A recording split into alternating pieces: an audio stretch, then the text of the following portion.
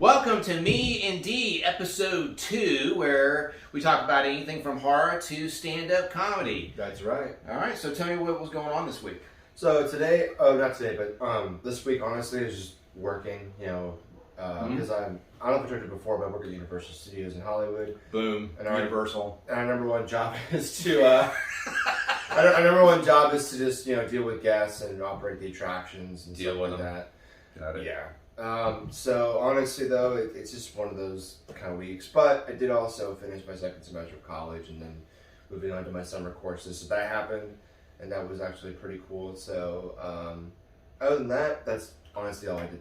That was it, just working. Just the working man. Just the working. That's it. Working and schooling. Working. Oh, I saw Texas Chainsaw Massacre 3D this week. It was terrible. Yeah, I mean, I like Texas Chainsaw Massacre, but it just, I mean, I kind of get the story. It was about the girl, the long lost girl, who then found out that she had a house that was left to her, but then you've got Leatherface is in the basement, right? Yeah. Okay, that's kind of how it's kind of reflects around Leatherface, right? Yeah. So basically, when Texas Chainsaw 3D came out, it was basically the first attempt to retcon the franchise to basically start after the first movie, which ultimately failed because of how much it doesn't make sense. You have someone who's supposed to be over 40 years old, and you have the main character who looks like she's in her 20s.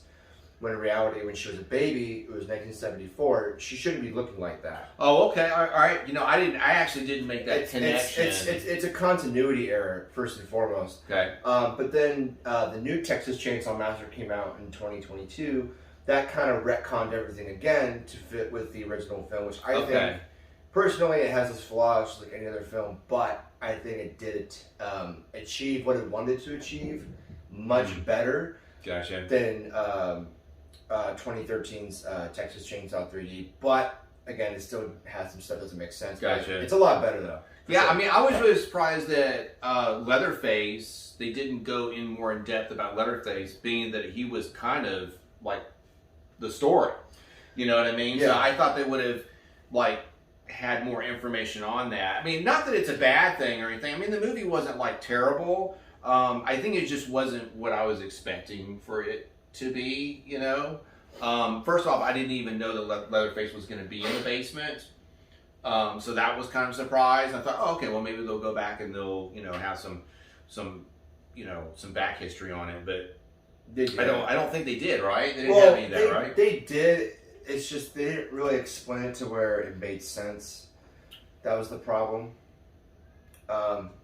And another thing I thought was cool, but it was kind of like unfortunate, is that the old lady that you see in some of the flashbacks of her writing that letter. Oh yeah. That's actually funny enough. enough. That's the same actress who played the last survivor in the first original Texas. Oh, okay, all right. I make the connection now. But she unfortunately passed away a year later in 2014. So that was her last movie. Gotcha. And it breaks my heart because I'm like, she had to be in that movie. Oh, okay. I gotcha. I was like, because when they made the 2022 version, they had someone else play her character when she came back, and I was just like, first of all, it doesn't make sense of why she's back because she was only in one movie, unlike Laurie Strode when she was in the whole franchise. Gotcha. So for me, it's just like, I think they were trying to do the same thing as Halloween 2018, and they just failed when it came to the 2022. Gotcha. Okay. All right. I mean, I saw it. It was okay. I mean, I wasn't completely, destroyed by the movie or thought that it was horrible. I wasn't either. At least with 2022's version, I wasn't. Yeah, it was okay. It's not like something I would watch again, but it was okay. So shifting gears real quick, I'm actually going to be at the Bourbon Room tomorrow night. Oh yeah. So I'm going to be there, and that is a super cool spot, man. Like, here's my question for you though: Yes. is when you do those kind of sets in front of people, especially like in Hollywood and stuff like that, what have you noticed when it comes to certain areas of LA when you tell your jokes? But then they hear a comedian that's like, that is my age, that grew up with other iconic comedians like Sam Kinison and Richard Pryor and Eddie Murphy and Ron White. So if you grew up with that, then you know, your comedic personality is going to kind of reflect that. But if you didn't grow up with that and then you hear that type of humor, then I think that is shocking, like you said. Like, wow, where is this coming from?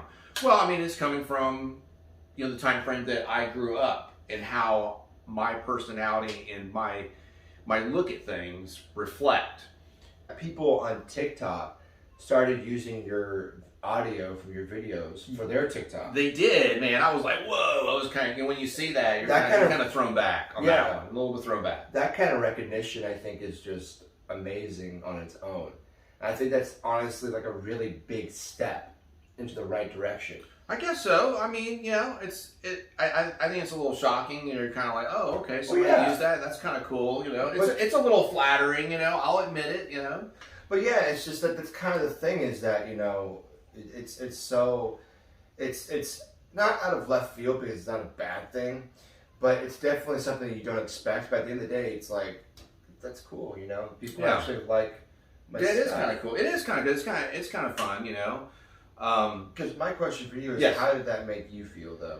I was a little shocked at first. I was kind of like, whoa, somebody, and I had to take like a double take. Is that really my voice that they're actually using, you know? All right, we're going to wrap this up really quick. Yeah. All right. I'm going to be at the Bourbon Room tomorrow night, Tuesday, which is June 7th. Starts at 8 p.m. And then the 9th, I'll be in Huntington Beach. Okay, that's going to be a great time. That also starts at 8 p.m. Go ahead and check out my Instagram. I have a link on there that goes to my schedule. And the 14th to the 17th, I will be in Arizona, man. Pretty psyched about that. So now we're going to move on to the Bowl of Mystery. Dee here did it last time, so I will do it this time. Okay. So I'm putting my hand in here. We're going to check things out. What are we getting? Pulling something out here. What does it say here? It says, say I'm a pretty kitty and then meow 3 times. Okay. All right. So we're going over to the performance circle to do this. We'll see you over there. Okay. So it says, say I'm a pretty kitty and then meow 3 times. Okay. Here we go. All right. I'm a pretty kitty. What the? Meow. I'm a pretty kitty. Meow. Meow. I'm a pretty kitty. Meow. Oh my God, what's that's it for me. All right, see you guys later.